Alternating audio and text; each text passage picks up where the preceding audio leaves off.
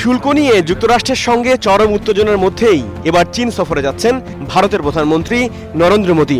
আগামী 31 আগস্ট অনুষ্ঠিত হতে যাওয়া সাংহাই কোঅপারেশন অর্গানাইজেশন SCO সামিটের শীর্ষ সম্মেলনে অংশ নিতে পারেন তিনি। এই সফরে যুক্তরাষ্ট্রের অন্যতম প্রতিপক্ষ পুতিনের সঙ্গেও মোদীর দ্বিপক্ষীয় বৈঠক হওয়ার সম্ভাবনা রয়েছে। ভারতের সংবাদ সংস্থা PTI ও টাইমস অফ ইন্ডিয়ার খবরে উঠে এসেছে এ তথ্য। চীনের তিয়ানজিন শহরে অনুষ্ঠিত হবে ওই সম্মেলন।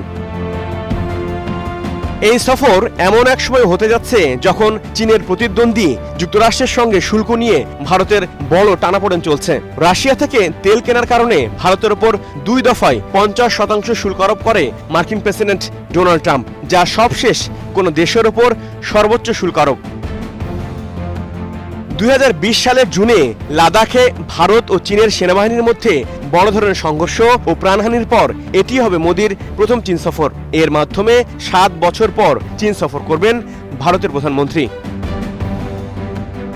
এ সফর নিয়ে আনুষ্ঠানিকভাবে কোনো বিবৃতি দেয়নি ভারত সরকার। দেশটির গণমাধ্যমগুলো বলছে, আনুষ্ঠানিক ঘোষণা দেওয়ার পর দ্বিপক্ষীয় আলোচনার বিষয়গুলো নির্ধারণ করতে ভারত সফর করবেন চীনের পররাষ্ট্রমন্ত্রী Wang Yi. HROV star news.